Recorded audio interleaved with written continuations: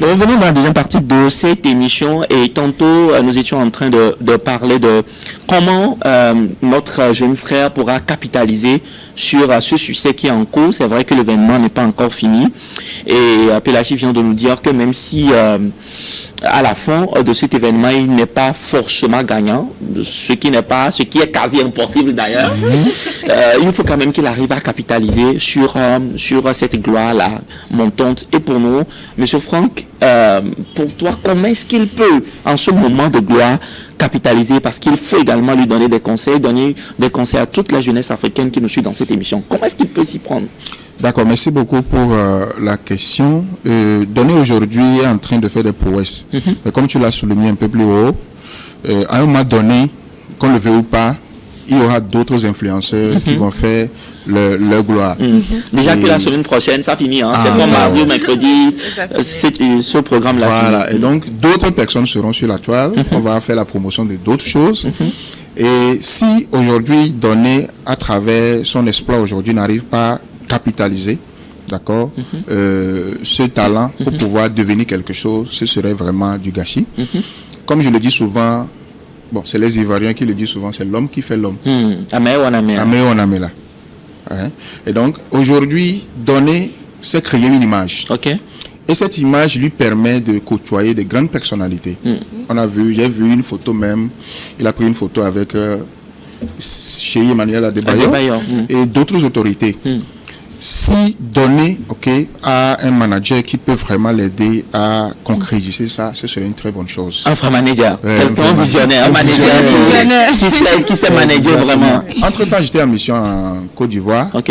Dans le cadre de mes activités, j'ai assisté à une conférence. Moi-même, j'ai donné un module également. Il y avait un conférencier, je vais donner son nom, c'est Coach Ziedou. Il a fait seulement 6 minutes sur le podium, mais il m'a impacté. Il dit, ça ne sert à rien d'aller prospecter, d'aller vendre, faire tel, c'est bon. Mais ce qui est le plus important, c'est ton carnet d'adresse. Ce sont les relations que tu as. Tu connais qui?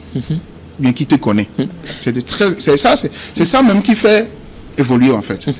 Il a donné un témoignage qu'il y avait un bâtiment qui était vendu à Cocody à 1,6 milliard. 1,6 milliard à Cocody. Naturellement, les marchés sont venus, ils ont pris des photos pour aller faire prospection et tout. Voilà, comme on le fait toujours. Mais lui aussi, il a reçu l'information, il est venu. On lui a donné le prix. Il a sorti son portable. Il a passé un seul appel. Alors, tonton, il y a un bâtiment qui est vendu ici à 1,6 milliard. Il dit, ah bon? Je peux venir voir? Il dit, oui, tonton, je suis là-bas. Le gars est venu. Le même jour, il a fait un dépôt de 600 millions. 10%. Il a pris 10% même temps. Il a dit 10%. C'est ça. Les démarcheurs qui sont venus prendre les photos, c'est pour les 10% également. Donc, lui aussi, les démarcheurs. Et en un seul appel, il a changé sa vie. 60 millions cash comme ça. Vous voyez ça? Who knows you? Qui te connaît? Voilà, c'est ton carnet d'adresse qui va te permettre de faire la différence. Voilà. Aujourd'hui, partout où nous allons, c'est les relations en fait. Avant, on disait que la vie, c'est les moyens. Mais aujourd'hui, la vie, c'est les relations. Parce que c'est les relations qui t'amènent à avoir les moyens. Alors, de façon pratique, M. Franck, certaines personnes disent que on va revenir sur cet aspect donc de ce projet House of Challenge. On en parlera, même si c'est comme si on était en train de faire une publicité gratuite à Bovan à son équipe, que nous saluons en passage pour cette initiative assez louable aujourd'hui pour le continent.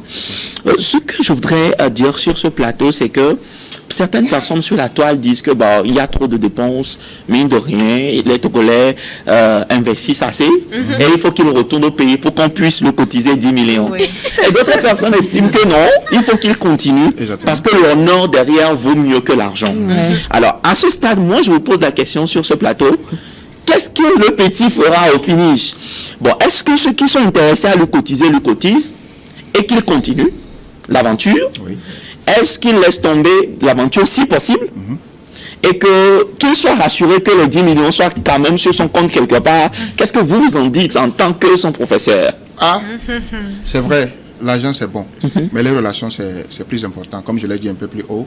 Moi je voudrais qu'on puisse donner au bout. Parce que ça, l'image, ça se voit déjà que Donné va remporter. C'est vrai que à l'issue de ce challenge, la cagnotte c'est 3 millions, d'accord. Et il m'a impressionné en disant que les 3 millions seront versés aux orphelins pour pouvoir les aider. Mais derrière ça, quand même, c'est l'image du pays. Alors ça veut dire que ça engage les autorités, ça engage le gouvernement et la responsabilité de nos autorités s'impose. Il ne peut plus retourner dans ce pays et ne pas être accompagné, ne pas être canalisé. Et nous interpellons nos dirigeants sur ce plateau vraiment à l'encourager, à l'aider. Tout le pays. Ça va au-delà de l'argent. D'accord? Excusez-moi, c'est ma position. Ça va au-delà de l'argent. Et permettez-moi de donner cet exemple. Aujourd'hui, nous voyons Emmanuel Adebayor, qui est une star, qui est une légende au Togo. Il y a beaucoup qui ne connaissent pas le Togo, parce que nous sommes un petit pays, enfoui quelque part entre les grands pays. Mais si tu donnes le nom du Togo quelque part, et que les gens se perdent, il suffit seulement de prononcer le nom d'Emmanuel Adebayor. Ah, ok, je connais. Ok. Et donc, aujourd'hui, donner le nom, donner TV, aujourd'hui, c'est une référence maintenant à la nation togolaise. Donc, je voudrais vraiment que les grands frères, les influenceurs, les autorités puissent aider ce petit à aller au bout de ce talent qu'il est en train de développer. C'est très important pour moi. Alors, Toulaji, comment est-ce que pourtant on peut l'aider? Parce que pour nous, dans cette émission, c'est également ça.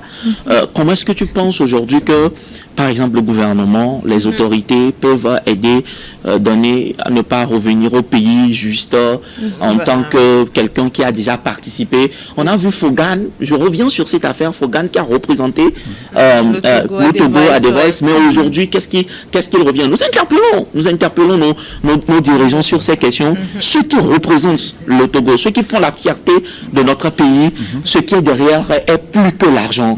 Et c'est impératif, c'est une obligation pour les dirigeants. Et je sais aujourd'hui que encore que nous sommes en train de rentrer dans la 5e République, la 5e République doit véritablement faire éclore les talents et accompagner donc les Togolais. Pour toi, qu'est-ce qu'on peut faire? Qu'est-ce que les dirigeants peuvent vraiment faire pour accompagner donc ce talent, ce jeune? Eh bien, je partage le même avis que M. Franck quand il disait tout à l'heure que Donné ne peut pas rentrer au pays et puis rester là, tranquillement, comme si, voilà, de rien n'était, et c'est seulement sur les réseaux sociaux qu'on le connaît. Donné, j'ai déjà suivi une émission où il a manifesté ce désir-là pour le journalisme et tout. Pourquoi est-ce que le gouvernement ne l'accompagne pas dans ce sens-là? À faire ses études dans le domaine du journalisme.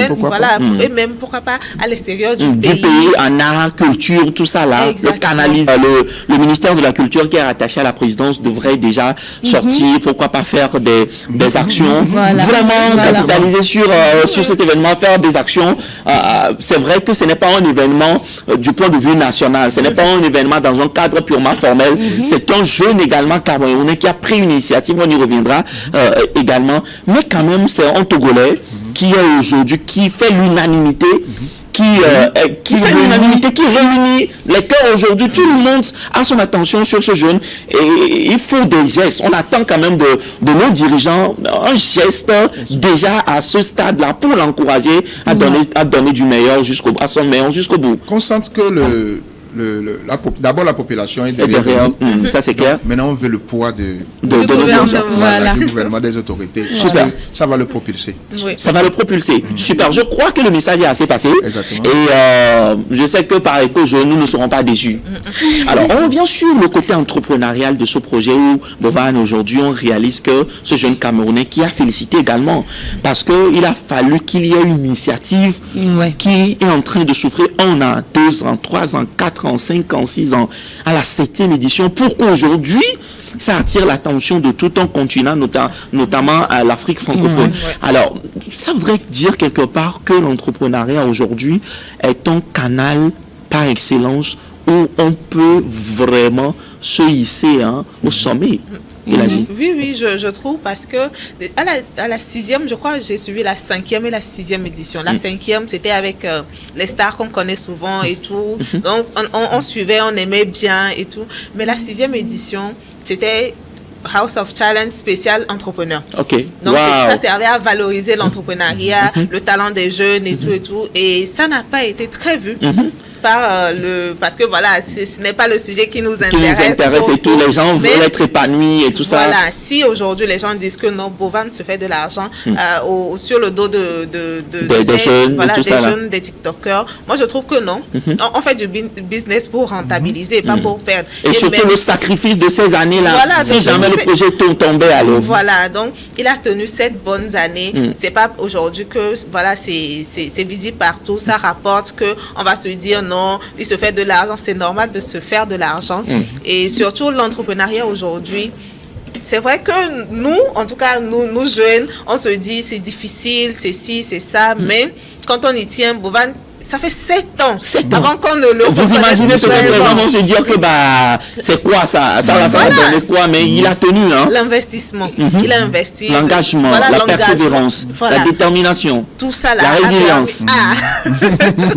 Tout ça a permis à ce que aujourd'hui ce projet-là puisse, on va dire, puisse être ancré dans le cœur de tout le monde. Et en tout cas, la jeunesse, moi je dis persévérer, soyez résilients. Nous tous, on essaie de l'être, c'est pas facile, mais qu'on essaie vraiment de...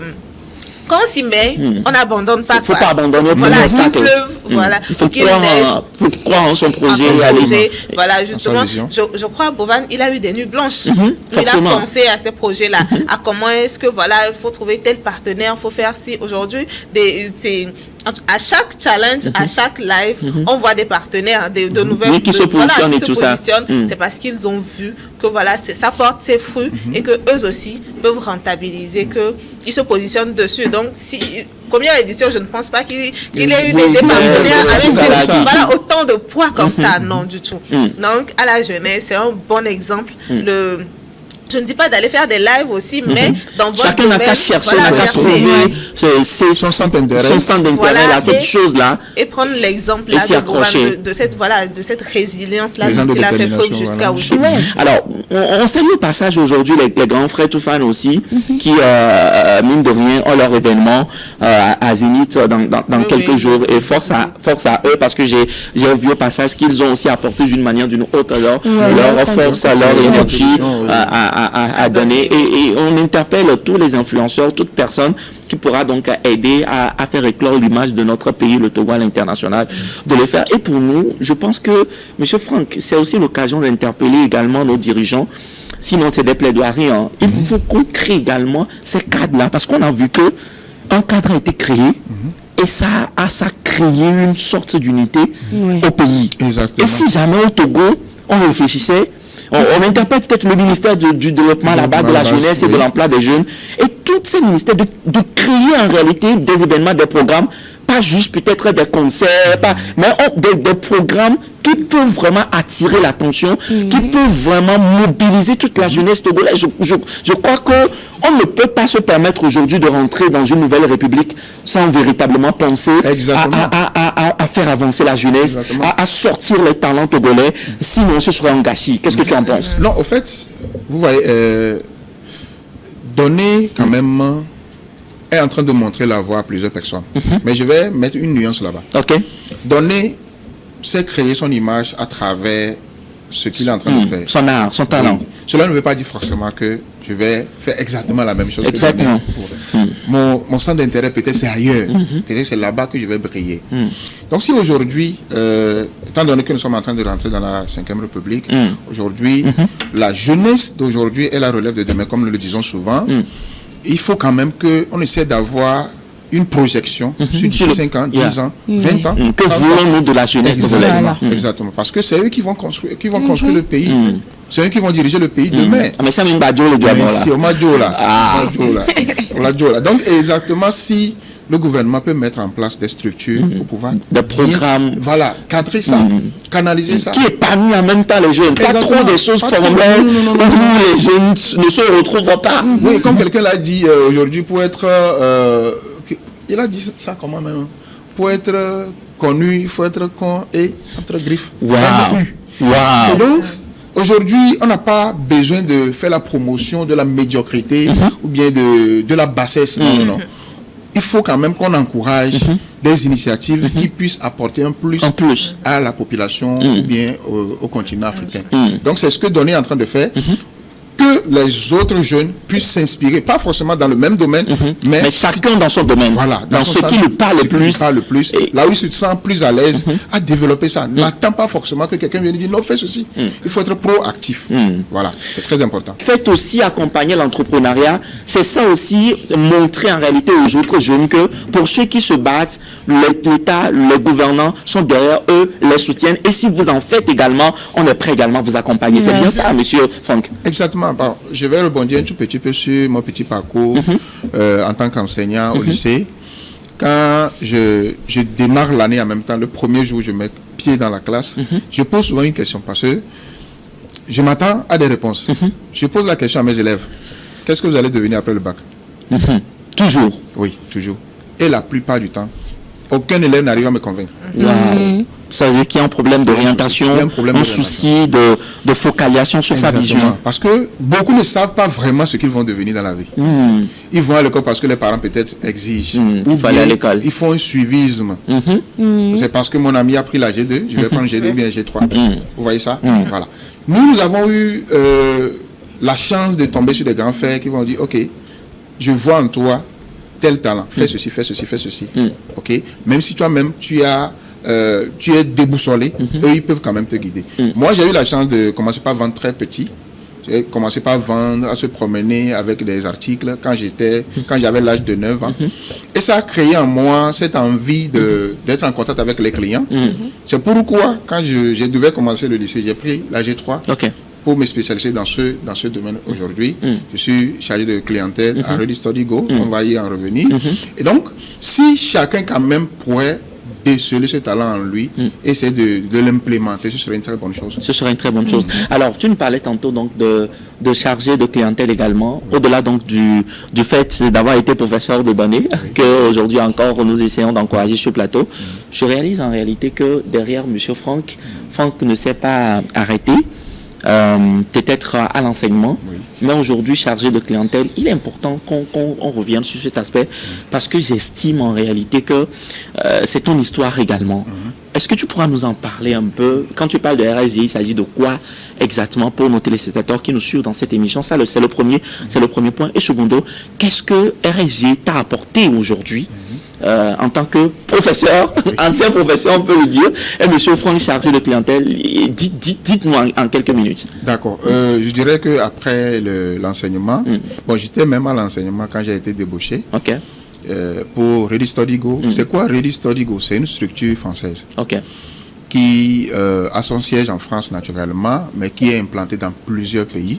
Nous sommes à plus de 18 pays actuellement. Et qui fait quoi concrètement? Aujourd'hui, on parle de Campus France. Des étudiants qui ont leur projet d'études à l'étranger, aller décrocher des diplômes, des bons diplômes à l'étranger et de revenir implémenter leur projet, des projets d'entrepreneuriat. Et donc, Ready Study Go se donne cette lourde responsabilité de déceler en ces jeunes-là et de leur offrir ce passage-là, d'aller obtenir de bons diplômes et de revenir. Et donc, Campus France a sa particularité et Ready Study Go aide ces jeunes-là à avoir la caution bancaire, la recherche de logement. Alors, vous allez dormir où pour aller suivre les cours en France? Donc, la recherche de logement, la caution bancaire, il faut se faire une petite économie avant de partir qui va te permettre de payer le loyer, le manger, le déplacement et tout. Ah, le consulat en a besoin? Bien sûr, bien sûr. Ils veulent avoir cette garantie parce que tu ne peux pas aller convaincre le consulat que, bon, Dieu va se charger. Voilà, ils veulent avoir cette garantie-là. Donc, on ne peut pas aller quand même en France comme ça, comme à l'aventure. Non. Donc, il y a également l'assurance parce que nous sommes en Afrique. Il y a malaria en Afrique. Mais il n'y a pas malaria. Je ne pense pas qu'il y a malaria vraiment en France et tout. Tu peux contracter une petite malaria ici, un petit palu, tu arrives là-bas, ça se déclenche. Et l'hospitalisation, ça coûte les yeux de la tête en France. Et donc, si tu n'es pas assuré, ça peut te créer des soucis. Et pour finir, la réservation du billet d'avion. Parce que tu n'iras pas en France à vélo. Alors, ni à la nage. Non, même pas. Alors, donc, si je comprends bien, en réalité, avec vous, monsieur Franck et RSG, vous êtes prêts, même accompagner Donny, Donny, s'il voudrait vraiment continuer ses études en France et tout. Et je pense que c'est un appel sur le plateau. Si éventuellement il voudrait, donc, il peut quand même en bénéficier des services de RSG. Parce que il n'y a pas de souci. Donny peut s'approcher comme tous ceux qui sont en train de nous suivre aujourd'hui et qui ont postulé pour Campus France, qui ont fait leur procédure d'admission et qui voudraient vraiment se faire accompagner en termes de caution bancaire, tout ce que je viens de citer. Nous sommes là. Vous avez un numéro? Nous avons un numéro. Okay. Mon numéro, c'est 97 68 93 93. Non, c'est trop long là, parce que moi-même, je voudrais partir pour quelques formations, renforcement de capacité en France, mais je vais revenir. Alors, tu pourras me redonner encore une fois le numéro? 97 68 93 encore. 93. C'est mon numéro professionnel. C'est ton numéro professionnel. Alors, nous revenons et comme nous sommes en train de finir cette émission, quel sera ton dernier mot à l'endroit de tous ceux qui nous suivent, à l'endroit également de donner? C'est vrai que le temps après nous, Pélagie n'a pas vraiment eu le temps de dire un mot à l'endroit de donner, c'est pas grave, mais toi, tu as l'occasion de lui dire un mot. Quel sera ton mot? Alors, déjà, courage à lui. Ce n'est pas facile parce que il n'est pas seul, il n'est pas le seul intelligent qui est dans Hearts of Challenge et il y a plein de personnes. Et si aujourd'hui il est arrivé à quelque part, c'est que c'est quelqu'un. Donc courage à lui, ça va aller. Nous le soutenons beaucoup et que Dieu aussi puisse l'aider à pouvoir démarquer vraiment. Voilà, à pouvoir vraiment démarquer ce moment-là. Et surtout, donner, lorsque tu vas revenir, ne te cale pas trop sur. Voilà, je suis. Il faut qu'il revienne sur terre. Il a toujours été humble, pas revenu sur terre ou revenu sur terre, non. Mais quand même qu'il prenne ce moment-là pour se dire, je vais utiliser ça pour faire quelque chose de grand. Et déjà qu'il pousse à aider les orphelins, je pense que c'est une bonne idée. Donc, il peut continuer et nous sommes derrière. Et le gouvernement va sûrement l'aider parce que quoi? Nous sommes les enfants de ce pays et quand un enfant d'un pays veut avancer, il faudrait que le maire, le père puisse être derrière lui pour le faire avancer. Merci. Merci. Alors, l'honneur revient à monsieur Franck sur ce plateau. Comme nous venons de le dire depuis le début de cette émission, tu fus professeur donc de données, si je retiens bien ces informations. Il a fait la G2, professeur de mathématiques et aujourd'hui chef clientèle dans une structure de la place Rudy Studigo dont tu viens de nous parler avec le numéro que nous avons pour ceux qui veulent avoir plus d'informations. Donc nous saluons le directeur, d'abord le directeur général au passage dans cette émission. Et également, Monsieur Alain qui, mine de rien, Alain Yaogaba. Voilà le grand coordonnateur de son état, au passage, un manager par excellence que nous saluons au passage. Quel sera ton dernier mot? Quel sera ton dernier mot à l'endroit de tous ceux qui nous suivent dans cette émission, à l'endroit de Donny certainement, qui va te revoir, son professeur? Quel sera ton mot qui pourra le booster à donner le meilleur de lui-même et aller jusqu'au bout? Exactement. Je tiens d'abord à remercier ce plateau, New World Info, New World TV, pour l'honneur qui m'a été choix de pouvoir parler de données. Mon ancien élève, qui m'a toujours marqué de par son intelligence. Et ces 2 jours, ces 3 jours derrière, je suis tombé sur des vidéos, il pleurait. Je voudrais utiliser... La pression. Oui, je voulais utiliser un module que je donne souvent dans mes formations pour pouvoir l'encourager. Tout le monde a une fois vu la fourmi passer. Et quand la fourmi passe et que tu prends ta main pour lui bloquer le passage, qu'est-ce que la fourmi fait? La fourmi contourne. Contourne toujours. Oui. Tu bloques, il contourne. elle contourne. Toujours. Tu bloques, elle contourne. Elle contourne tu toujours. prends un gros caillou, tu déposes. Elle va contourner. Elle va surmonter peut-être le caillou. Et donc, c'est une qualité que la fourmi nous montre. Il y a toujours des adversités qui vont venir. Il y a des difficultés que nous allons rencontrer sur le passage. Mais il y a toujours une solution. Contourner. Une solution. Il faut réfléchir. Donc, les pleurs, il y a un temps pour pleurer. Après, il faut nettoyer, il faut effacer tout ce qui est comme problème et tu vas aller de l'avant. Parce que peut-être c'est à travers là que tu vas encore découvrir quelques talents que tu peux exploiter. Donc, soyons comme la fourmi et surmontons tout ce qui est comme difficulté. Je l'encourage parce que c'est quelqu'un que j'ai connu, il est toujours persévérant. Des fois, il a de mauvaises notes, mais je l'encourage parce que ce n'est pas la fin du monde. Donc, il n'a qu'à être vraiment persévérant jusqu'à la fin. Et je crois que la victoire est déjà de notre côté. Il va revenir avec le trophée. La victoire est de notre côté et il va revenir avec le trophée. Messieurs, madame, merci à vous d'avoir été des notes dans cette émission. Certainement qu'on te retrouvera, monsieur Franck, peut-être dans d'autres émissions. Pas forcément pour parler de données, mais pour continuer l'aventure ensemble et soutenir la jeunesse. Vous avez tout compris, nous sommes donc arrivés à la fin de cette merveilleuse émission qui vous a été consacrée aujourd'hui. C'est l'Afrique qui brille, c'est le continent africain qui s'illustre au travers de ses fils et de ses filles. Et c'est un grand plaisir pour nous dans cette émission Éco-Jeunes qui se veut cette émission par excellence, qui booste, qui accompagne, qui motive et qui promeut l'excellence, le travail bien fait, la capacité de ces jeunes-là à démontrer tout ce dont ils peuvent apporter au continent. Et c'est tout un plaisir. Nous interpellons également à travers cette émission nos gouvernants, les autorités, à prendre véritablement cette question liée à notre jeune frère comme un défi pour eux de faire monter ce jeune et de faire monter également tous ces jeunes-là qui sont dans l'ombre et qui donnent le meilleur d'eux-mêmes. C'est sur ces mots que nous mettons donc fin à cette émission aujourd'hui. On se retrouve la semaine prochaine pour continuer par inspirer plus d'un. Appelez-moi Maestro Ruko, c'est mon nom, et avec plaisir, je vous retrouve la semaine prochaine. Si la portez-vous bien, à très bientôt. Au revoir.